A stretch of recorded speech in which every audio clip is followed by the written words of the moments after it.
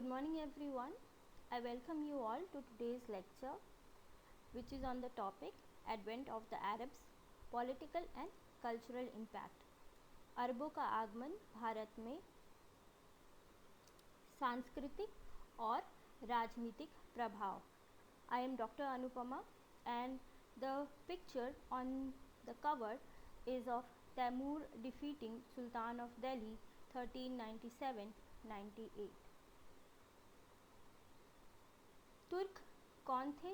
तुर्क उन लोगों के लिए एक क्लैन ऑफ ट्राइबल चीफटेन्स थे जिन्होंने एक नोमैडिक कोतर एम्पायर जो कि प्रेजेंट टर्की है उसको फाउंड किया था, उसकी स्थापना की थी. पश्चिमी और मध्य एशिया की घटनाएं अक्सर भारत को प्रभावित करती थी और कभी कभी उत्तर पश्चिम से घुसपैठ का कारण बन जाती थी. प्राचीन काल से ही ऐसा होता आया था. पश्चिम एशिया में 7वीं सदी में एक शक्तिशाली प्रसारवादी अरब साम्राज्य के उदय के बाद 9वीं सदी में अब्बासी राजवंश के खंडहर पर अनेक महत्वाकांक्षी युद्ध प्रेमी तुर्क राज्यों का उदय हुआ. इसी कारण लाजमी तौर पर भारत में प्रवेश के प्रयास हुए जिसे हमेशा से सोने चांदी का और अत्यंत समृद्धशाली देश माना जाता था. 9th सेंचुरी के दौरान अरब एम्पायर जो है वो धीरे धीरे टूटने लगा, धीरे धीरे बिखरने लगा और एक साथ ही उसी समय उसका पतन हुआ. दो बड़े साम्राज्यों का उदय हुआ जो कि बहुत ही महत्वपूर्ण हुए. एक सिटी ऑफ गजनी और दूसरा घुर जो कि आज के प्रेजेंट डे अफगानिस्तान में है. The rulers of these two kingdoms invaded and plundered the Indian subcontinent in the 11th and 12th centuries. By the 10th and 11th century, the North India had disintegrated into many small kingdoms. बहुत छोटे छोटे राज्यों में उत्तर Bharat but गया था और इसकी वजह इसका जो फ़ायदा था वो गजनी और घुर से आए हुए तुर्कियों ने फ़ायदा उठाया और these attacks were done to finance the ambition of expanding their empire. Mahmood of Ghazni AD 971 to 1030. Mahmood 998 में गजनी के तख्त पर बैठा और 1030 तक शासन करता रहा. मध्य एशिया के हमलावर तुर्क कबीलों के सख्त प्रतिरोध करने के कारण महमूद को मध्यकालीन मुस्लिम इतिहासकार इस्लाम का एक नायक मानते थे. इस तरह उसके शासनकाल में गाजी वाली भावना और मजबूत हुई.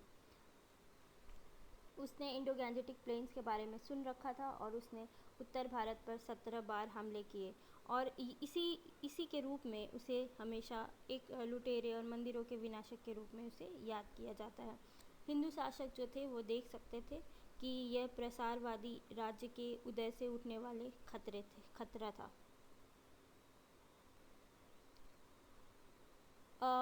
इन्होंने काफ़ी सारे जगहों के ऊपर अटैक किया, काफ़ी सारे जगहों के ऊपर हमले किए. पंजाब, उज्जैन, ग्वालियर, कलिंग, कन्नौज और दिल्ली, साथ ही साथ नगरकोट, मुल्तान, अलवर, थानेश्वर. भारत पर लूटपाट के उद्देश्य से किए गए हमलों में गाजी बहुत मददगार साबित हुए और अपने आप को इस्लाम की शान में चार चांद लगाने वाला महान बुतकशिन के रूप में भी पेश किया. 120 और 125 के बीच महमूद मध्य एशियाई मामलों में उलझा रहा.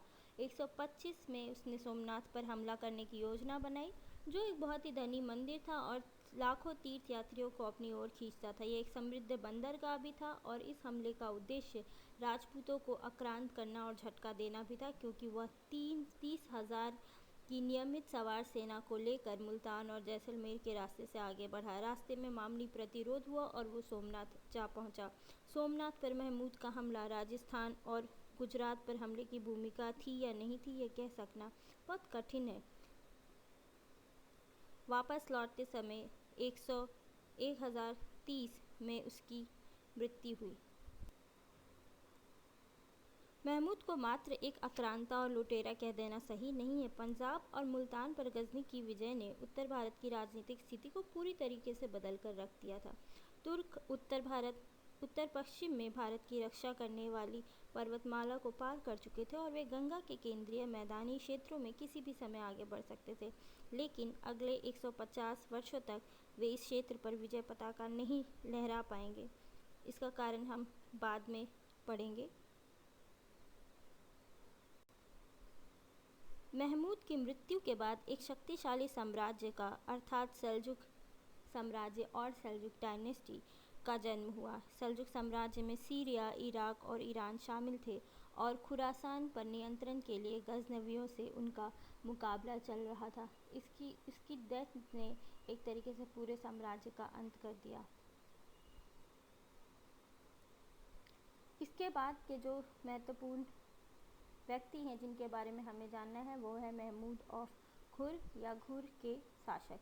और 150 सालों के बाद लगभग 1175 एडी में मोहम्मद ऑफ घुर, एक टर्किश रूलर, फिर अफ़गानिस्तान से आया हुआ, उसने इंडियन सबकॉन्टिनेंट यानी कि भारत पर हमला किया। उसको मोहम्मद घोरी के नाम से भी जानते हैं। उन्होंने 5 राजपूत राज्यों के ऊपर हमला किया।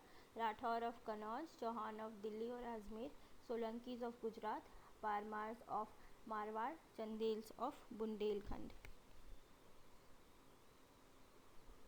महमूद घोरी ने 1175 में मुल्तान को कैप्चर किया, मुल्तान को हथियाया। इसके साथ ही गुजरात, पेशावर, सियालकोट, पंजाब और फिर एक बहुत ही महत्वपूर्ण बैटल हुआ जिसे प्रथम लड़ाई तराई की कहते हैं और इसमें उन्होंने पृथ्वीराज चौहान को हरा दिया, लेकिन वो बिल्कुल बच चुका था। लेकिन दूसरी बैटल ऑफ तराई जो कि 1118 में हुई उसमें उन्होंने पृथ्वीराज चौहान को हरा दिया और साथ ही साथ कनौज के भी दूसरे राजा को जयचंद को उन्होंने हराया 1198 में। और second battle of Tarain finally put an end to the dynasty. This is the map which shows the major conquest of Mahmud of Ghori, and he appointed his general whose name is Qutbuddin Aibak, and as you know that Qutbuddin Aibak is founder of the slave dynasty, जिस गुलाम वंश की उन्होंने शुरुआत की और जो कि एक तरीके से हम कह सकते हैं कि मुस्लिम शासन की शुरुआत हुई दिल्ली में और साथ ही साथ वो धीरे धीरे उसका प्रसार हुआ और उसने पूरे उत्तर भारत के ऊपर अपना एक तरीके से प्रभाव जमाया। कुतुबुद्दीन ऐबक ने और भी लोगों को हमले में हराया, मथुरा, ग्वालियर, बुंदेलखंड और मालवा। और एक और उनका जनरल बख्तियार खलजी ने बल और बिहार के ऊपर हमला किया और उसे एक्वायर किया। दिस इज़ अ मैप जो कि कुतुबुद्दीन ऐबक के आने के बाद का है। मोहम्मद घोरी की मृत्यु हो गई, वो एक रिवोल्ट के दौरान। उनके पुत्र तो नहीं थे लेकिन कुतुबुद्दीन ऐबक को एक तरीके से उनके जाने के बाद शासन का भार मिला। और हम ये कह सकते हैं जैसे मैंने अभी बताया that this led the foundation of Turko Afghan India. Difference between Mahmud of Ghazni and Mahmud Ghori. Mahmud of Ghazni came to India with a mindset to loot and plunder India, and he did not really wanted to stay there. Whereas Muhammad Ghori and later on Qutbuddin Aibak, they started to build up an empire. Mahmud of Ghazni did not appoint any governor, whereas Muhammad Ghori appointed faithful general who continued to expand the kingdom. इन हमलों का क्या प्रभाव रहा? दोनों ही cultures, Hindu और Muslim culture के बीच में सम्मिलन हुआ, शेयरिंग ऑफ नॉलेज हुआ, एक दूसरे की जानकारी, एक दूसरे के बारे में, एक दूसरे के रीति रिवाजों के बारे में। एक कंपोजिट कल्चर डेवलप हुआ जो कि architecture, language, music and food के संदर्भ में हुआ। ये आप शुरू के जो बनाई हुई इमारतें हैं उसमें देख सकते हैं, कुतुबुद्दीन ऐबक के द्वारा बनाई हुई इमारतें हैं या आगे के। Migration of large number of people, soldiers, traders and workers. हम देखेंगे कि अफ़गानिस्तान से काफ़ी सारे लोग आएंगे भारत में बसने के लिए। And this led the foundation of slave dynasty, गुलाम वंशावली की स्थापना होगी। Thank you. References: Satish Chandra, medieval India.